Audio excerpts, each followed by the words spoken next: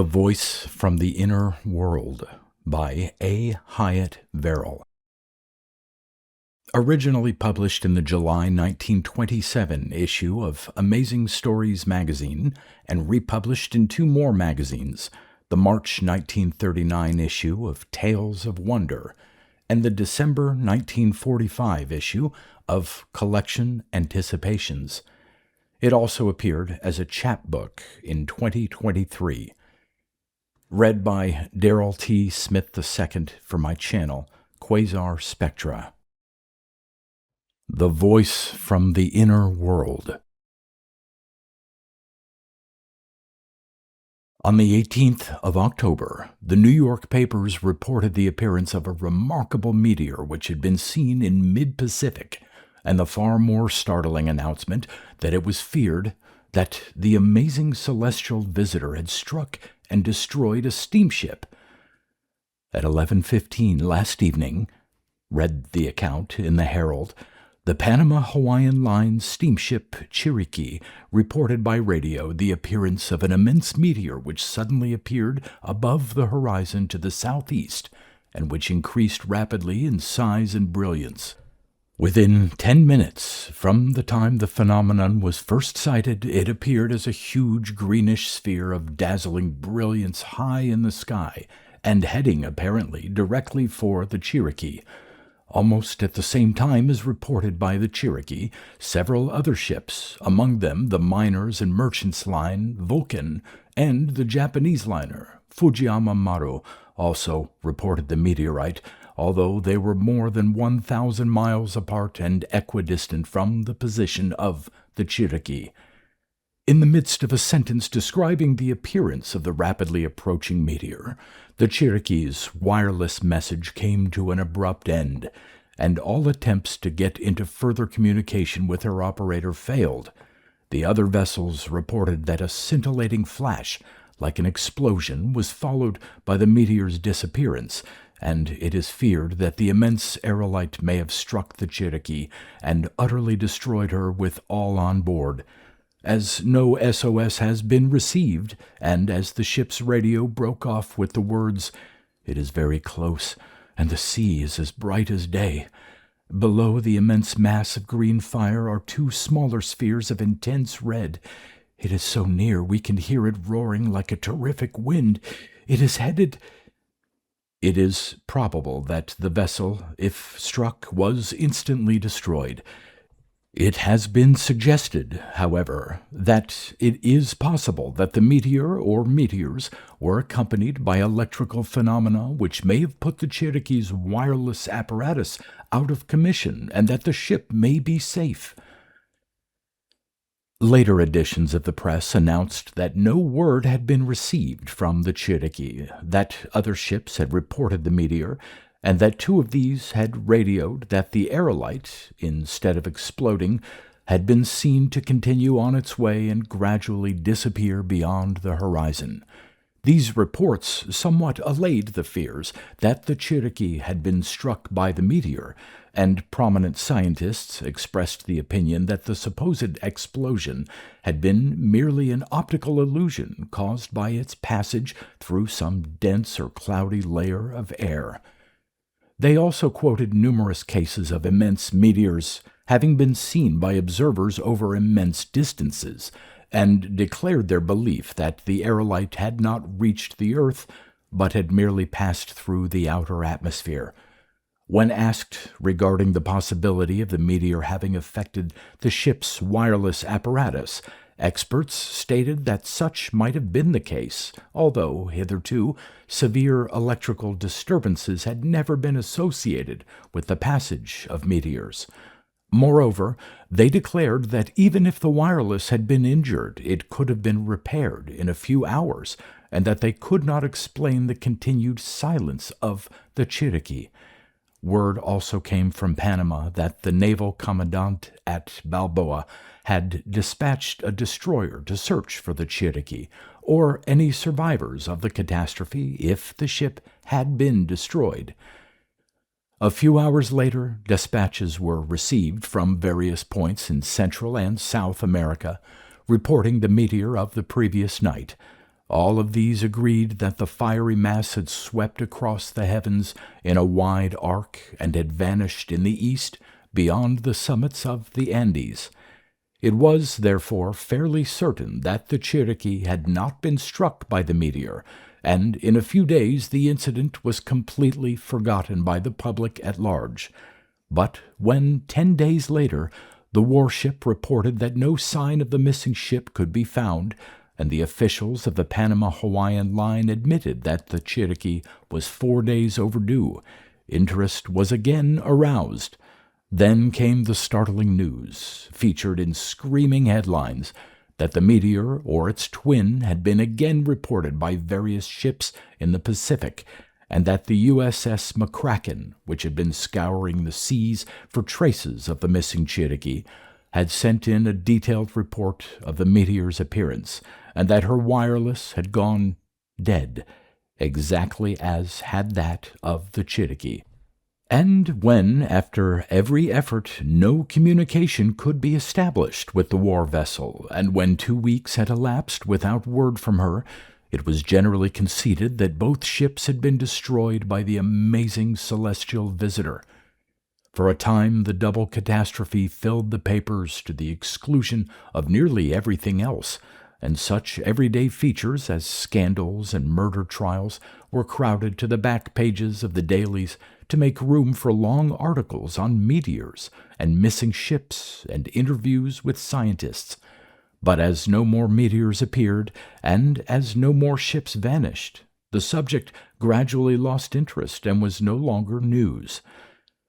About 3 months after the first report of the green meteor appeared, on January 15th to be exact, I was in Peru, visiting my daughter, when I received a communication of such an utterly amazing character that it appeared incredible, and yet was so borne out by facts and details that it had all the earmarks of truth.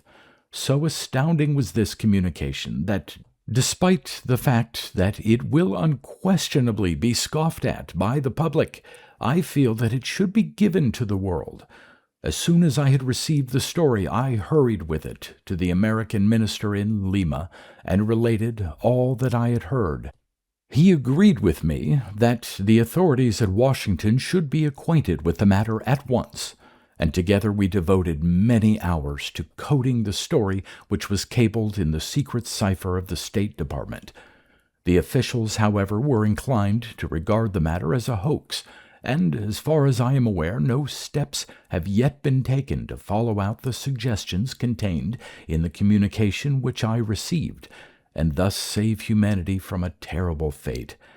Personally, I am convinced that the amazing tale which came to me in such an astounding and unexpected manner is absolutely true, incredible as it may seem, but whether fact or fiction, my readers may decide for themselves.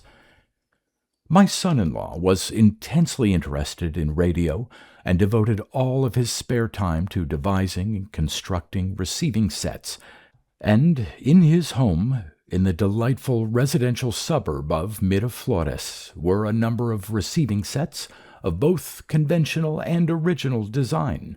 Having been closely in touch with the subject for several years, I was deeply interested in Frank's experiments, and especially in a new type of hookup which had given most remarkable results in selectivity and distance.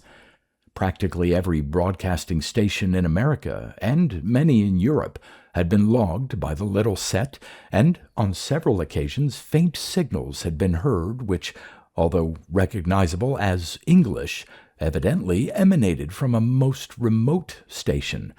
These, oddly enough, had come in at the same hour each night, and each time had continued for exactly the same length of time. We were discussing this and trying to again pick up the unintelligible and unidentified signals on that memorable January evening when, without warning, and as clearly as though sent from the station at Buenos Aires, came the most astounding communication which ever greeted human ears, and which, almost verbatim, was as follows. "Listen! For God's sake, I implore all who may hear my words to listen. And believe what I say, no matter how unbelievable it may seem, for the fate of thousands of human beings, the fate of the human race may depend upon you who by chance may hear this message from another world. My name is James Barry. My home is Butte, Montana. My profession, a mining engineer, and I am speaking through the shortwave transmitter of the steamship Chitticky, on which I was a passenger when the incredible events occurred which I am about to relate. On the evening of October 16th, the Chitticky was steaming across the Pacific in calm weather when our attention was attracted by what appeared to be an unusually brilliant meteor of a peculiar greenish color. It first appeared above the horizon to the southeast and very rapidly increased in size and brilliancy. At the time, I was particularly struck by the fact that it left no trail of light or fire behind it, as is usual with large meteorites, but so rapidly did it approach that I had little time to wonder at this. Within a few moments from the time that it was first seen, the immense sphere of green incandescence had grown to the size of the moon, and the entire sea for miles about our ship was illuminated by a sickly green light. It appeared to be headed directly towards our ship, and standing as I was on the bridge deck near the wheelhouse, I heard the chief officer cry out, "My God, it will strike us!" By now, the mass of fire had altered in appearance, and a short distance below the central green mass could be seen two smaller spheres of blinding red, like huge globes of molten metal. By now, too, the noise made by the meteor was plainly audible, sounding like the roar of surf or the sound of a tornado. Everyone aboard the ship was panic-stricken. Women screamed, men cursed and shouted, and the crew rushed to man the boats as everyone felt that the Chitticky was doomed. What happened next, I can scarcely describe. So rapidly did the events occur. As the meteor seemed about to hurl itself upon the ship, there was a blinding flash of light, a terrific detonation, and I saw men and women falling to the decks as if struck down by shell fire. The next instant, the meteor vanished completely, and intense blackness followed the blinding glare. At the same moment, I was aware of a peculiar, pungent, suffocating odor which, perhaps owing to my long experience with deadly gases and mining work, I at once recognized as some noxious gas. Almost involuntarily, and dully realizing that by some miracle the ship had escaped destruction, I dashed below and reached my cabin almost overcome by the fumes which now penetrated every portion of the ship. Among my possessions was a new type of gas mask which had been especially designed for mine work, and my idea was to don this, for I felt sure that the meteor had exploded close to the ship and had released vast quantities of poisonous gases which might hang about for a long time. Although almost overcome by the choking fumes, I managed to find and put on the apparatus, for one of its greatest advantages was the rapidity and ease with which it could be adjusted, it having been designed for emergency use. But before it was fairly in place over my face, the electric light in my room went out and I was in complete darkness. Also, the ship seemed strangely still, and as I groped my way to the stateroom door, it suddenly dawned upon me that the engines had stopped, that there was no longer the whir of dynamos from the depths of the hull. Not a light glimmered in the passageway, and twice, as I felt my way towards the social hall, I stumbled over the sprawled bodies of men, while in the saloon itself I several times stepped upon the soft and yielding flesh of passengers who lay where they had been struck down by the poisonous gas.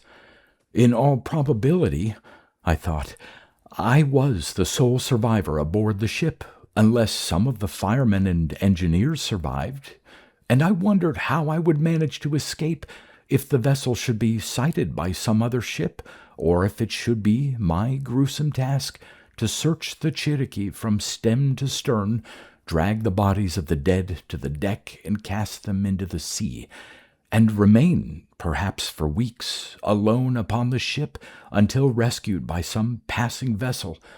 But as I reached the door and stepped upon the deck, all such thoughts were driven from my brain as I blinked my eyes and stared about in dumbfounded amazement. I had stepped from Stygian darkness into dazzling light. Blinded for the moment, I closed my eyes, and when I again opened them, I reeled to the rail with a cry of terror. Poised above the ship's masts, and so enormous that it appeared to shut out half the sky, was the stupendous meteor, like a gigantic globe of green fire, and seemingly less than 100 feet above me. Still nearer and hanging but a few yards above the bow and stern of the ship were the two smaller spheres of glowing red. Cowering against the rail, expecting to be shriveled into a charred cinder at any instant, I gazed transfixed and paralyzed at the titanic masses of flaming light above the ship. Then reason came back to me. My only chance to escape was to leap into the sea, and I half clambered upon the rail, prepared to take the plunge. A scream, like that of a madman, came from my lips. Below me was no sign of the waves, but a limitless void, while immeasurably distant beneath the ship I could dimly see the crinkled surface of the sea. The Cherokee was floating in space. It was impossible, absolutely preposterous, and I felt convinced that I had gone mad, or that the small quantity of gas I had breathed had affected my brain and had induced the nightmarish vision. Perhaps, I thought, the meteors above the ship were also visionary, and I again stared upward. Then I knew that I was insane. The spheres of green and red light were rushing upward, as I could see by the brilliant stars studding the sky, and the ship upon which I stood was following in their wake. Weak, limp as a rag, I slumped to the deck and lay staring at the great globes above me. But the insanely impossible events which had crowded upon my overwrought senses were as nothing to the amazing discovery I now made. As my eyes became accustomed to the glare of the immense green sphere, I saw that instead of being merely a ball of fire, it had definite form. About its middle extended a broad band from which slender rods of light extended. Round or ovoid spots seemed placed in definite order about it, and from the extremities of its axes, lines or cables, clearly outlined by the glare, extended downward to the red spheres above the ship. By now I was so firmly convinced that I was irrational that these new and absolutely stunning discoveries did not excite or surprise me in the least, and as if in a particularly vivid dream, I lay there gazing upward and dully, half-consciously speculating on what it all meant. Gradually, too, it dawned upon me that the huge sphere with its encircling band of duller light was rotating. The circular markings, which I thought were marvelously like the ports of a ship, were certainly moving from top to bottom of the sphere, and I could distinctly hear a low, vibrant humming. The next second I jerked upright with a start, and my scalp tingled. Reason had suddenly returned to me. The thing was no meteor, no celestial body, but some marvelous machine, some devilish invention of man, some gigantic form of airship which, God only knew why, had by some incredible means captured the Cherokee, had lifted the 20,000-ton ship into the air, and was bearing her off with myself, the only survivor of all the ship's company, witnessing the miraculous happening. It was the most insane thought that had yet entered my brain, but I knew now for a certainty that I was perfectly sane, and Oddly enough, now that I was convinced that the catastrophe which had overtaken the Cherokee was the devilish work of human beings, I was no longer frightened, and my former nightmarish terror of things unknown gave place to the most intense anger and an inexpressible hatred of the fiends who, without warning or reason, had annihilated hundreds of men and women by means of this new and irresistible engine of destruction. But I was helpless. Alone upon the stolen and stricken ship, I could do nothing. By what tremendous force the spherical airship was moving through space, by what unknown power it was lifting the ship and carrying it, slung like the gondola of a zeppelin beneath the sphere, were matters beyond my comprehension. Calmly, now that I felt assured that I was rational and was the victim of my fellow men, fiendish as they might be, I walked aft to where one red sphere hung a few yards above the ship's deck. There seemed no visible connection between it and the vessel, but I noticed that everything movable upon the deck, the iron cable, the wire ropes, the coiled steel lines of the after derrick, all extended upward from the deck, as rigid as bars of metal, while crackling blue sparks like electrical discharges scintillated from the ship's metalwork below the red sphere. Evidently, I decided, the red mass was actuated by some form of electrical energy or magnetism, and I gave the area beneath it a wide berth. Retracing my way to the bow of the ship, I found similar conditions there. As I walked towards the waist of the ship again, I mounted the steps to the bridge, hoping from that height to get a better view of the monstrous machine holding the Cherokee captive. I knew that in the chart house I would find powerful glasses with which to study the machine. Upon the bridge, the bodies of the quartermaster, the first officer, and an apprentice lay sprawled grotesquely, and across the chart house door lay the captain.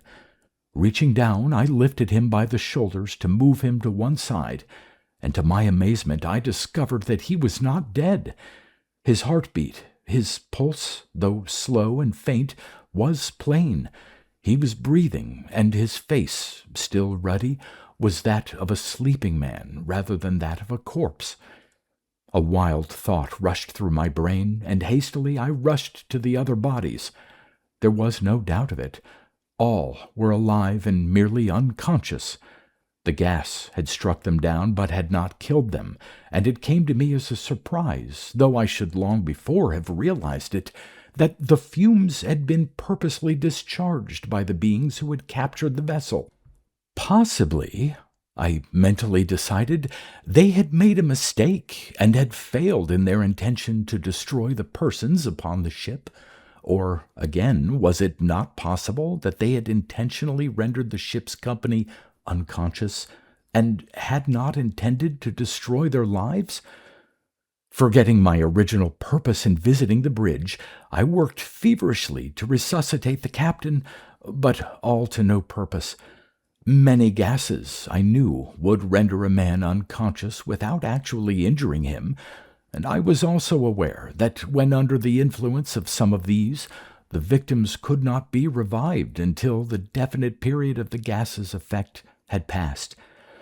So, feeling certain that in due time the captain and the others would come to of their own accord, I entered the chart room, and securing the skipper's binoculars, I again stepped upon the bridge. As I could not conveniently use the glasses with my gas mask in place, and as I felt sure there was no longer any danger from the fumes, I started to remove the apparatus. But no sooner did a breath of the air enter my mouth than I hastily readjusted the contrivance, for the gas which had struck down everyone but myself was as strong as ever. Indeed, the mere whiff of the fumes made my head reel and swim, and I was forced to steady myself by grasping the bridge rail until the dizzy spell passed. Once more myself, I focused the glasses as best I could upon the whirling sphere above the ship, but I could make out little more than by my naked eyes.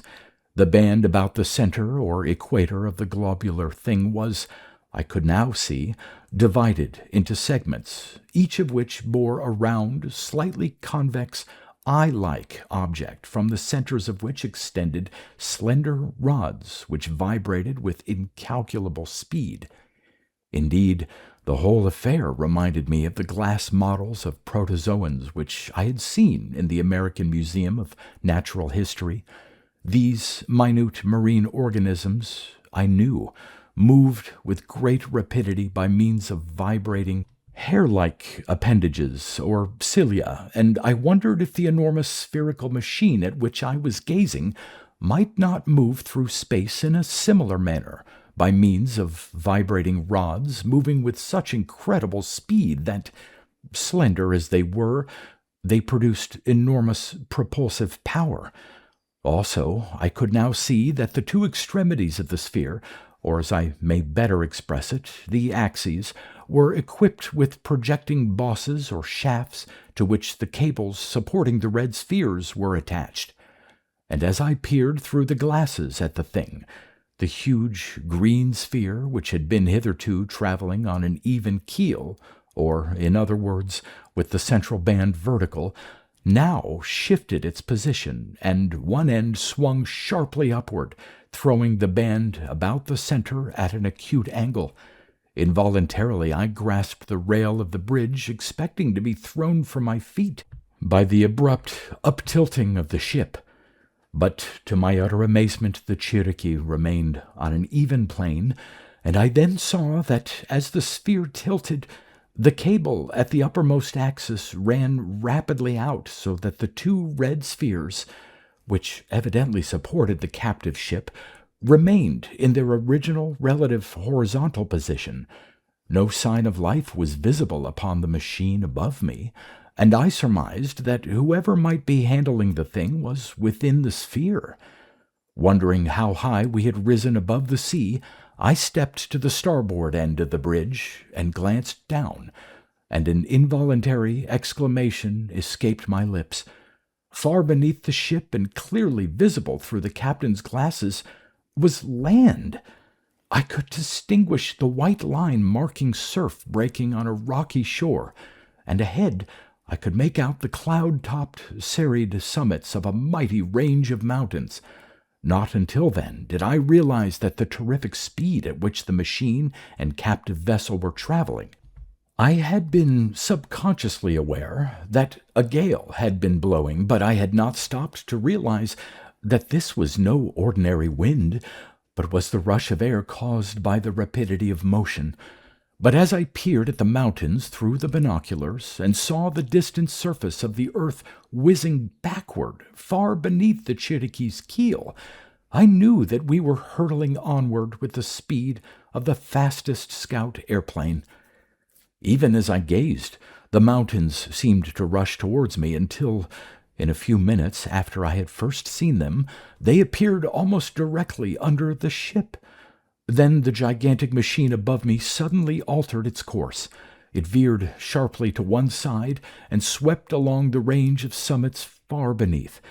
For some reason, just why I cannot explain, I dashed to the binnacle and saw that we were traveling to the south, and it flashed across my mind that I had a dim recollection of noticing, when I first realized the nature of the machine, which had been mistaken for a meteor, that by the stars we were moving eastward. In that case, my suddenly alert mind told me, the land below must be some portion of America, and if so, judging by the altitude of the mountains, that they must be the Andes. All of this rushed through my brain instantly, and in the brief lapse of time in which I sprang to the binnacle and back to my observation point at the bridge rail, now I saw we were rapidly descending, and focusing my glasses upon the mountains, I made out an immense conical peak in the top of which was a gigantic black opening. Without doubt it was the crater of some stupendous extinct volcano, and with a shock I realized that the machine and the ship were headed directly for the yawning opening in the crater. The next instant we were dropping with lightning speed towards it, and so terrified and dumbfounded had I become that I could not move from where I stood. Even before I could grasp the fact, the Cherokee was enclosed by towering rocky walls. Inky blackness surrounded me. There was an upward breathtaking rush of air, a roar as of 1,000 hurricanes. The Cherokee rocked and pitched beneath my feet as if in a heavy sea. I clung desperately to the bridge rail for support, and I felt sure that the ship had been dropped into the abysmal crater, that the next instant the vessel would crash into fragments as it struck bottom, or worse, that it would sink into the molten incandescent lava which might fill the depths of the volcano. For what seemed hours, the awful fall continued, though like as not the terrible suspense lasted for only a few minutes. And then, without warning, so abruptly that I lost my balance and was flung to the bridge, the ship ceased falling. An indescribable blue light succeeded the blackness, and unable to believe my senses, I found the ship floating motionless, still suspended from the giant mechanism overhead, above a marvelous landscape. On every hand, as far as I could see, stretched jagged rocks, immense cliffs, stupendous crags, and rugged knife-ridged hills of the most dazzling reds, yellows, and purples. Mile-deep canyons cut the formitting plains, which here and there showed patches of dull green, and in one spot I saw a stream of emerald-hued water pouring in a foaming cataract into a fathomless rift in the rock. But I gave little attention to these sights at the time. My gaze was riveted upon a strange, weird city which capped the cliffs close to the waterfall, and almost directly beneath the Cherokee.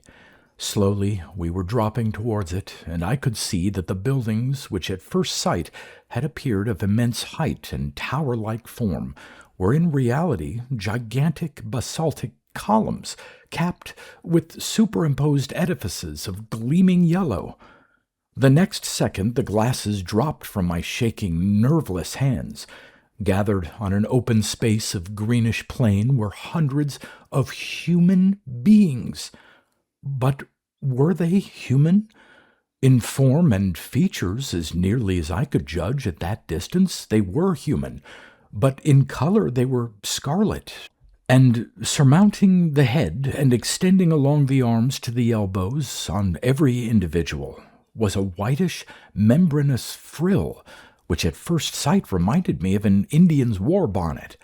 The beings appeared to be of average height, but as the Cherokee's keel touched solid ground, and, keeling to one side, she rested upon one of her bilges, I saw, with a shock, that the scarlet creatures were of gigantic size, fully 30 feet in height, and that without exception all were females. All were stark naked, but despite the frills upon their heads and shoulders, despite their bizarre scarlet skins, despite their gigantic proportions, they were unquestionably human beings, women without doubt, and of the most perfect proportions, the most graceful forms, and the most regular and even handsome features. Beside the stranded ship, they loomed as giants, but against the stupendous proportions of their land and city, they appeared no larger than ordinary mortals. By now they were streaming from their houses, and even in the surprise and excitement of that moment, I noticed that the giant rocky columns were perforated by windows and doors, and had obviously been hollowed out to form dwellings. Meantime, too, the huge machine which had captured the Cherokee had descended and was lying at rest, and no longer emitting its green light, upon a cradle erected near the waterfall, and from openings in its central band several of the scarlet giant Amazons were emerging. How long, I wondered, Would I remain undiscovered? How long would it be before one of the female giants spied me? And then, what would be my fate? Why had they captured the ship? Where was I? What was this strange land reached through a crater? All these thoughts rushed through my brain as I peered cautiously down at the giant women who swarmed about the ship. But I had not long to wait for an answer to my first mental question. With a sudden spring, one of the women leaped to the Cherokee's anchor. With a second bound, she was on the foredeck, and close at her heels came a score of others. Standing upon the deck, with her head fringed by its erect, vibrating membrane, level with the boat deck, she gazed about for an instant. Then, catching sight of the form of a sailor sprawled upon the deck, she uttered a shrill, piercing cry, leaped forward, and before my unbelieving, horror-stricken eyes, tore the still living, palpitating body to pieces, and ravenously devoured it. Unable to stir through the very repulsiveness of the scene, realizing that my turn might be next, I gazed, fascinated. But the giant cannibal female was not to feast in peace. As her companions reached the deck, they rushed upon her and fought viciously for a portion of the reeking flesh. The struggle of these awful giants, as smeared with human blood, scratching and clawing, uttering shrill cries of rage, they rolled and fought on the deck, was indescribably terrible and disgusting. But it came to an abrupt end. With a bound, a giantess of giantesses, a powerfully muscled female, appeared, and, like cowed beasts, the others drew aside, licking their chops, the membranes on their heads rising and falling in excitement, like the frills on an iguana lizard, and watching the newly arrived giantess with furtive eyes. Evidently she was the leader or chieftainess, and in curt but strangely shrill and, of course, to me, utterly unintelligible words, she gave orders to the others. Instantly the horde of women began swarming over the ship, searching every nook and corner, and wherever they discovered the inert bodies of the ship's company, dragged them on deck and piled them in heaps. Shaking with abject terror, I crouched back of the bridge and racked my brains for thought of some safe spot in which to hide. But before I could make up my mind, one of the terrifying, monstrous females sprang upon the bridge and rushed towards me. With a maniacal scream, I turned and fled. Then before me, blocking my way, there appeared another of the creatures. And then a most marvelous and surprising thing happened. Instead of falling upon me as I expected her to do, the giantess turned, and with a scream that equaled my own, leaped over the rail and fled to the uttermost extremity of the deck. I forgot my terror in my amazement. Why should this giant, cannibal woman fear me? Why should she run from me when, a few moments before, she had been fighting over a meal of an unconscious sailor? And it was evident that the others were equally afraid of me, for at her cry and my appearance, all had rushed as far from me as possible, and stood regarding me with an odd mixture of wonder and terror on their huge faces. And then it occurred to me that their fear was perhaps due to my gas mask, to the apparatus that transformed me from a human being to a weird-looking monster.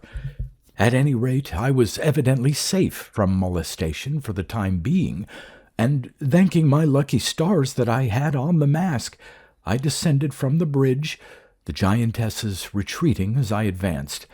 I entered the captain's cabin and locked the door.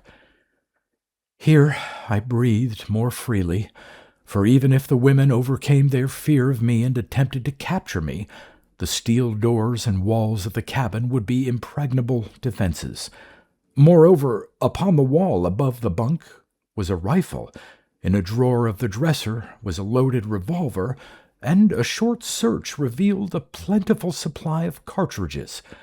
Yes, if I were attacked, I could give a good account of myself, and I determined, if worst came to the worst, that I would blow out my brains rather than fall a victim to the female cannibal horde.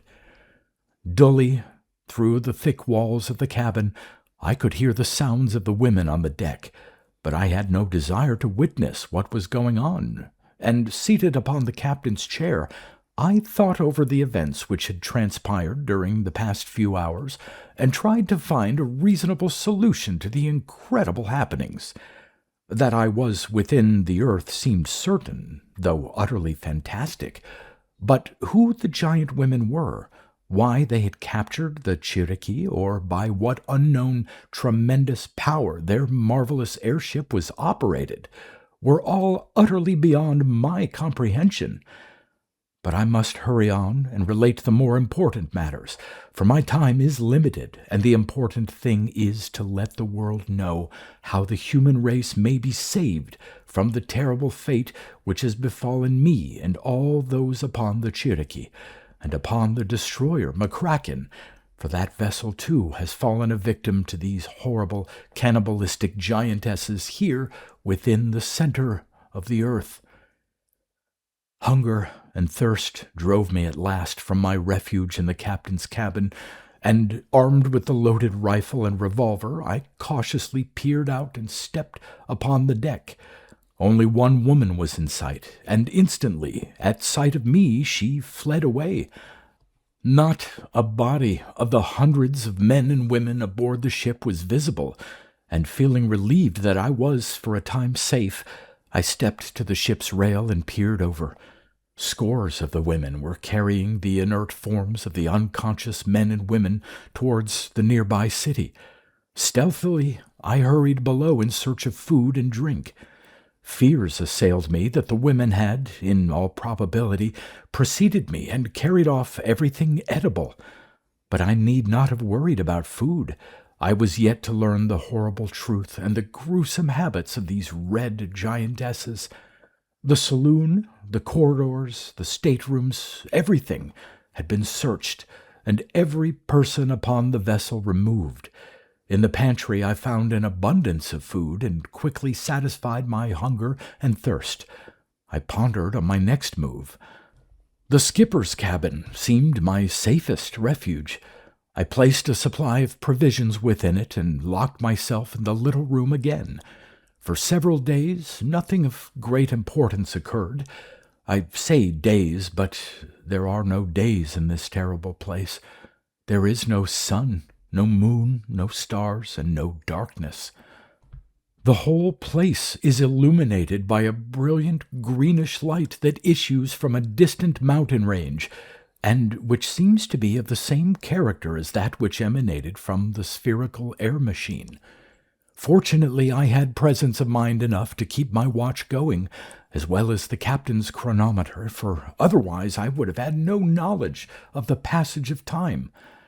Once or twice the Scarlet Women visited the ship, but seemed nervous and wary, and made no effort to approach or molest me, merely gazed about as if searching for something, perhaps for me, and then retiring. Several times, too, I ventured on deck and peered over the ship's side, but saw none of the giantesses, although with the glasses I could see crowds of the beings about the city in the distance. Also, I noticed among them several individuals who were much smaller than the rest, and who appeared to be men, although I could not be sure. I also discovered, and almost lost my life in the discovery, that the atmosphere of this place is unfit for human beings to breathe, and is thick with sulphurous fumes. Close to the ground, these fumes are so dense that a person would succumb in a few moments, but at the height of the Cherokee's decks, nearly 70 feet above the rocky bed on which she rests, the air is breathable, although it causes one to choke and cough after a few minutes. And I am sure that the houses of these giant beings have been built on the summits of the basalt columns in order to avoid the suffocating fumes of the lower levels. Later, too, I learned that the membrane-like frills upon these creatures are a sort of gills, or as I might say, natural gas masks, which by some means enable the beings to breathe the sulfur-laden air. But even with these, they avoid the lower areas where the fumes are the worst, and only visit them when necessity arises, which accounts for my being left in peace, with none of the horrible women near the ship for days at a time. I discovered the presence of the sulfur gas on the first day when, attempting to eat, I removed my gas mask, suffocating as I found the fumes I was compelled to endure them, and gradually I became slightly accustomed to them, so that now I have little trouble in breathing during the short time it takes me to eat my meals. At all other times I must wear the apparatus, and I thank God that this is so, for I know now that it is the gas mask which so far has preserved my life. On the 10th day after my arrival, I noticed a number of the giantesses gathering about the huge spherical airship which still rested on its cradle near the Cherokee, but which, I have forgotten to state, ceased to emit its green or red lights after it had landed. Lying there, it resembled nothing so much as a gigantic can buoy or a floating mine, if one can imagine a buoy 200 yards in diameter. On the day I mentioned, all interests seemed to be centered on the thing, and cautiously peering from the shelter of the deckhouse, I watched the proceedings. Presently, several of the women entered the sphere through an opening in its middle band. The aperture closed behind them, and immediately there was a low humming sound as of machinery. As the sounds issued from the sphere, the cables to which were attached the smaller spheres, which glowed red when carrying the Cherokee through the air, were drawn in until the two smaller spheres were resting in recesses at the axes of the large sphere, and where they appeared as merely hemispherical projections. Then, slowly at first, but with ever-increasing speed, the slender rods about the large sphere began to move back and forth, or rather in an oscillating manner, until they were vibrating with such rapidity that they appeared merely rays of light. Slowly, majestically, the immense globe rose from its cradle, and, gathering headway, leaped upward to an immense height. Then, tilting at an angle, it passed over the city and headed for an immense pinnacle of rock, which, fully 7 miles from where I stood, reminded me of a gigantic chimney or funnel. Although it was barely visible to the naked eye, I could see it distinctly through the glasses, and I watched it with the most intense and concentrated interest. For a few moments it remained, poised 100 feet or so above the pinnacle. Then, from the towering, tapering rock, a terrific jet of steam roared forth, and striking the great spherical machine above it, hurled it upward and beyond my vision. Give close heed to these words, whoever may, by God's grace, be listening to what I say, for upon them may hinge the fate of the human race. Only by this means, by being shot upward by this titanic jet of steam, can the airship leave this subterranean land and emerge through the crater by which it entered bearing the Cherokee. Within this place it can sail at will. Once above the crater opening it can travel anywhere, although it cannot land, but by some unknown force or magnetic attraction or freak of gravitation, the machine cannot ascend through the crater, although when over it, it will drop like a plummet through the opening. And herein, for the sake of humanity, listen to this and remember my words, lies a means of destroying the machine. For by surrounding the crater with powerful guns, the sphere can be shelled as it emerges and utterly destroyed. To attempt to do so as it returns to the crater would be suicidal, for once in the outer air it emanates vast quantities of most poisonous gas, and all living things within a radius of several miles would be struck down unconscious, as were my companions on the Cherokee.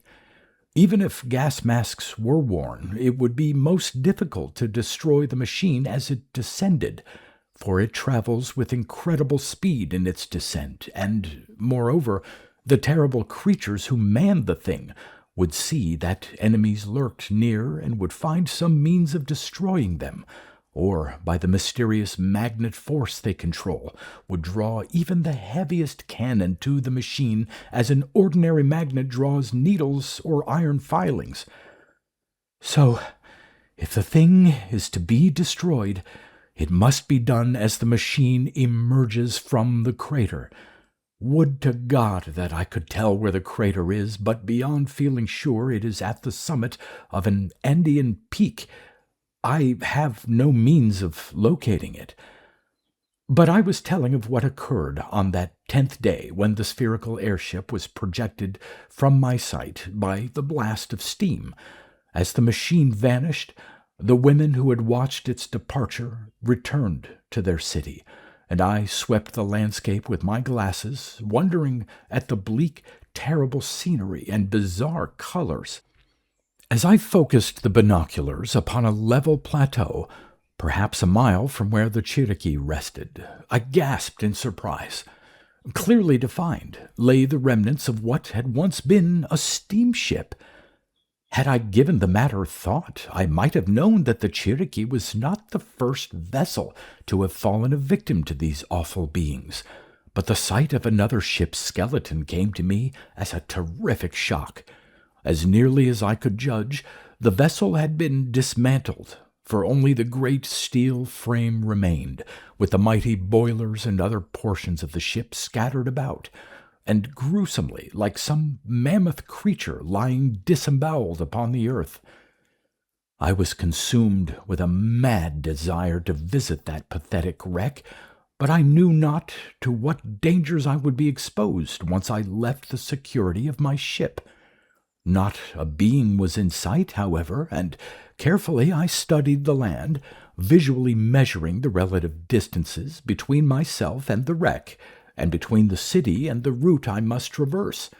Having already observed that the giantesses moved slowly and cumbrously on foot, I at last decided that even if they attempted to intercept me, I could regain the Cherokee before I was overtaken. So I threw caution to the winds and prepared to undertake my hazardous journey. Slinging the loaded rifle on my back, with the revolver at my belt, and still further arming myself with a keen-edged fire-axe, I hunted up the pilot's ladder, lowered it over the lowest side of the ship, which was also the side farthest from the city, and, clambering down the Cherokee's lofty sides, leaped down upon the ground. To my amazement, I landed in a dense jungle of dry, tough vegetation which rose to my shoulders. From the deck, looking directly downwards, I had thought this dull green growth a short, wiry grass, and of course, in its relative proportion to the gigantic women, it was no higher than ordinary grass to a normal human being. It was a wonderful example of the theory of relativity, but my mind was not interested in scientific matters at the time, and I merely gave thanks that the miniature jungle, which I saw was composed of giant lichens, would afford me cover through which I might sneak in safety and with little chance of detection. Without much difficulty, I made my way to the other vessel, and found her even more dissected than I had supposed. Why the denizens of the place had torn her to bits I did not then know, but certain portions of her machinery and fittings had been left intact, and as I examined these I made another and most astounding discovery.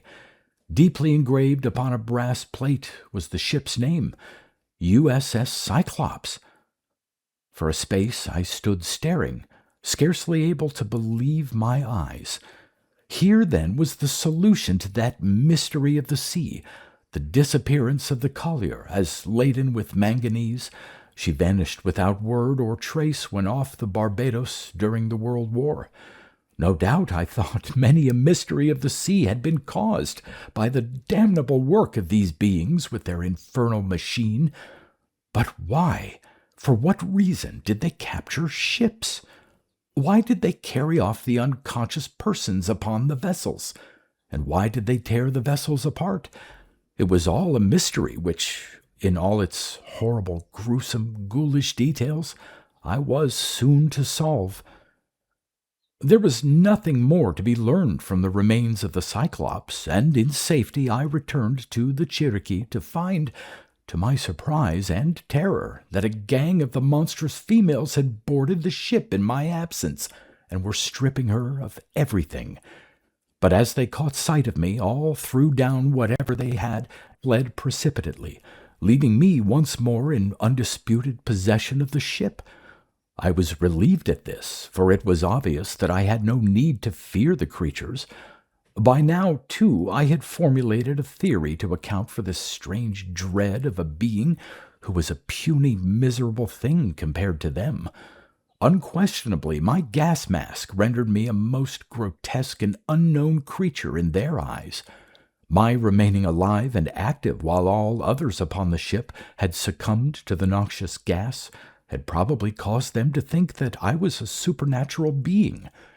The fact that I could go about and breathe the sulphur-laden air would cause them to regard me with even greater wonder and superstition, and, as I found out later, the fact that I was never seen to eat confirmed their belief that I was some mysterious being against whom their gases and their deviltries were of no avail. I had not much time to devote to such matters, however.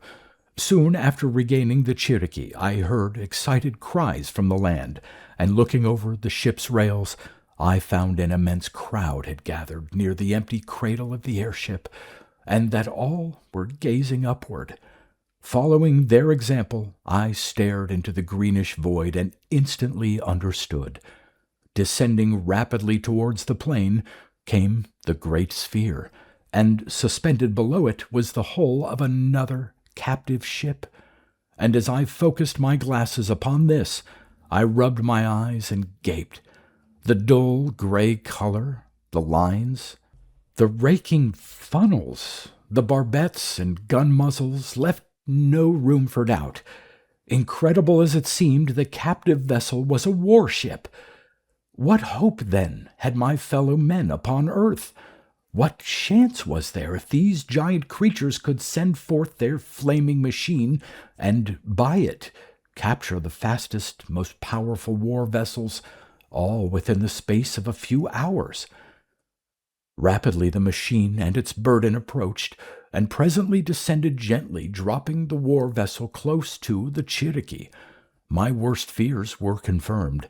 The vessel was an American destroyer, the McCracken, and I knew that scores of my countrymen must lie unconscious upon her, and in a few moments would be carried off to some unknown horrible fate. What that fate was I had already surmised. That first demonstration of the ferocious cannibalism of the giantesses upon the Cherokee's deck had been enough to make my blood run cold. But I had not yet guessed even a fraction of the true horror of it. Scarcely had the McCracken been dropped upon the earth when the women swarmed upon her, and once more I saw the creatures gathering the inert forms of men and carrying them to the city. And rapidly, too, they commenced dismantling and tearing the destroyer to bits. How they had accomplished this with the Cyclops had puzzled me, but now I witnessed the process close at hand. From the vicinity of the waterfall, lines or pipes were led to the vessel's side. Presently there was the roaring sound of steam. Dense clouds of vapor arose from the cataract. The water ceased to flow, and from the extremities of the lines or tubes 20-foot jets of blinding flame shot out. As easily as though made of wax, the steel sides, the massive beams, the armored barbettes of the warship melted and were cut by these jets, and as the pieces fell apart, the spherical airship took a position above the vessel, and by its magnetic power lifted tons of the fragments, then sailing off, deposited them in some spot beyond the city. It was then, as I saw the ship rapidly dissolving before my eyes, that the inspiration came to me which may make it possible for me to communicate with the outside world, and may, if God wills, serve to warn my fellow men of the fate which will overtake them if these terrible creatures are allowed to follow out their plans. As the jets of flame cut through the McCracken's superstructure and the radio antennae fell in a tangled mass across the deck, I forgot all else and rushed to the wireless room of the Cherokee. Here was my chance. If the ship's radio transmitter was still in working order, if the auxiliary battery was still charged, I might send out messages which, small as the chances were, might reach the ears of some of the countless thousands of persons who listened each night at their receiving sets.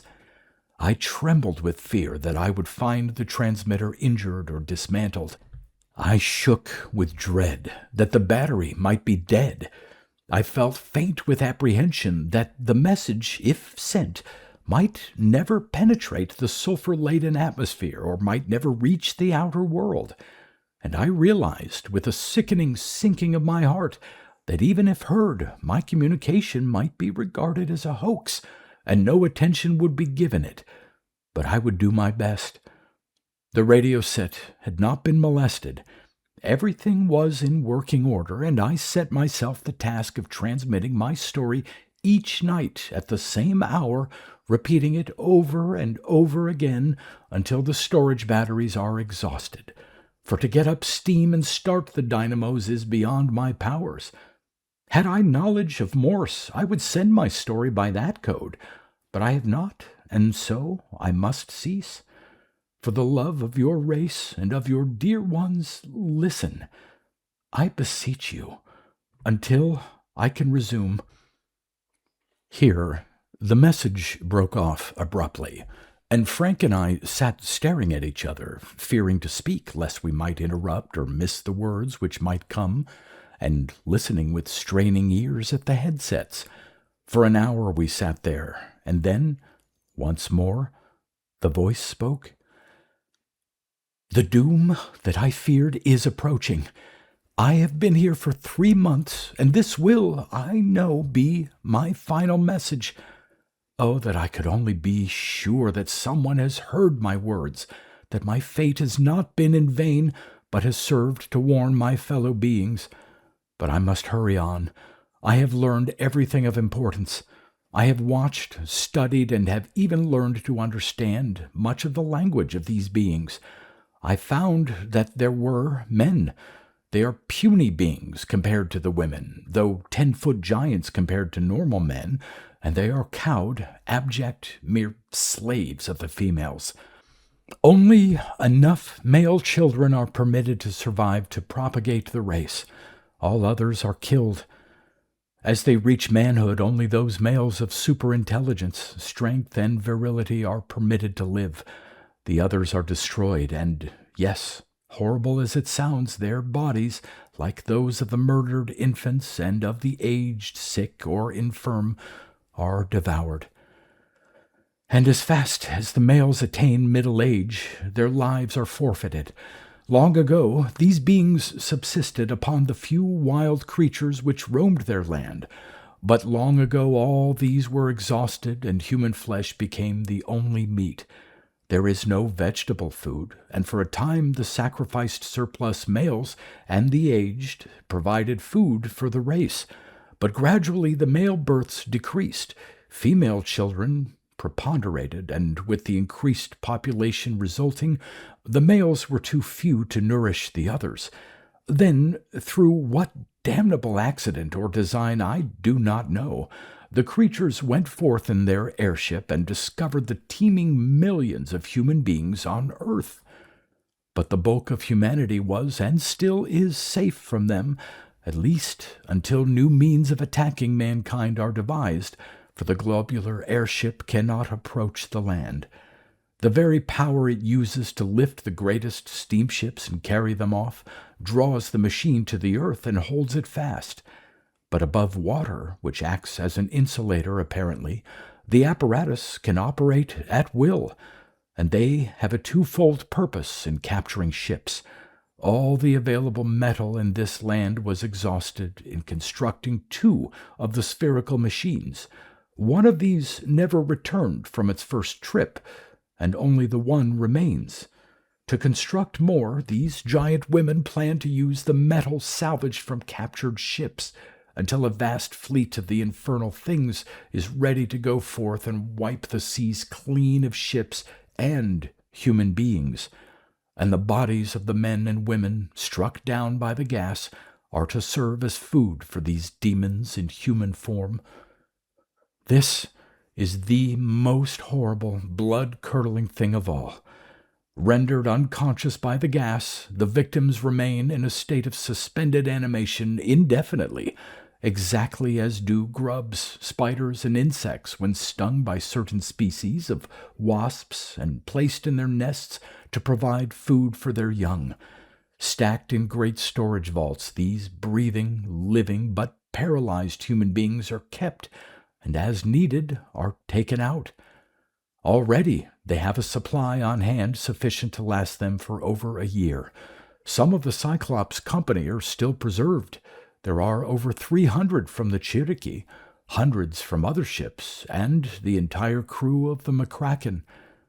All these things I learned little by little, and mainly through a friend, for marvelous as it may seem, I have a friend, if friend he can be called, a miserable, trembling, terrified male who, doomed to death, sought to escape his fate and sought refuge with me, dreading my presence less than his doom, and hoping that such a feared and almost reverenced being as myself might protect him.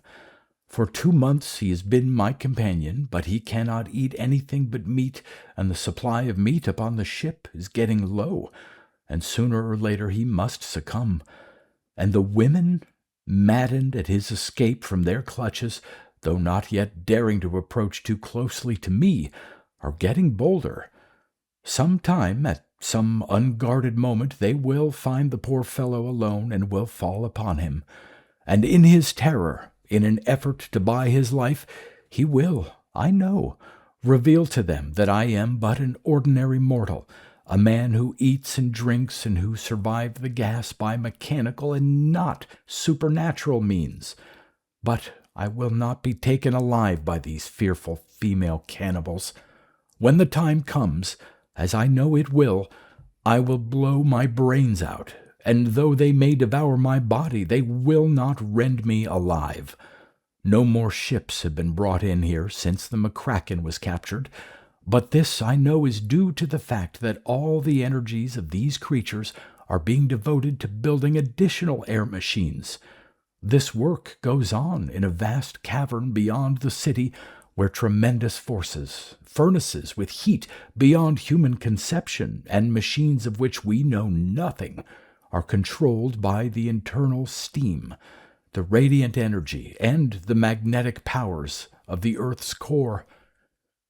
And now, again, let me implore any and all who may hear my words to give close attention to what I say, for here again is a means by which humanity may combat and destroy these ghastly, gigantic cannibals.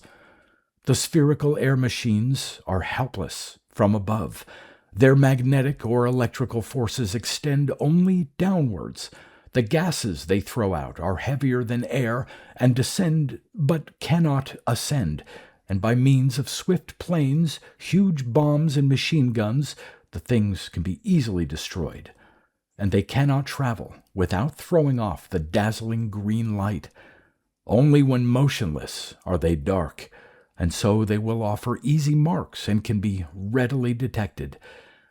So I beseech you who may hear, that the governments are notified and warned that a fleet or many fleets of airplanes properly equipped patrol the seas, and at first sight of one of the green meteors rise above it and utterly destroy it without mercy. Wait! I hear a terrified scream. I am back again at the transmitter. It was the fellow who has been with me. Poor devil! He has met his fate, but after all, it was the custom of his people, and moreover, he would have starved to death in a few days. For that matter, I too face starvation. The ship's stock is running low. All the food upon the McCracken was destroyed in cutting up that vessel, and unless another ship is captured, I will have no food after 2 weeks more. What a strange thought! How terrible an idea! That the awful fate of hundreds of my fellows would be my salvation. But I will never live to die from hunger. I can hear the terrible screams of my late companion on the deck outside. God, it is the end. The fellow must have told the enraged females. His body has been torn to shreds. With bloody hands and reeking lips, they're rushing towards the upper deck where I sit. They're here. This is my last word. God grant that I have been heard. I'm about to... Crashing in our ears came the report of a pistol.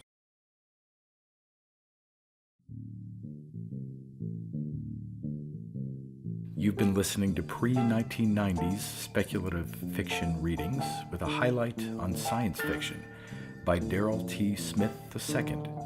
Please consider clicking the donation link in the description box.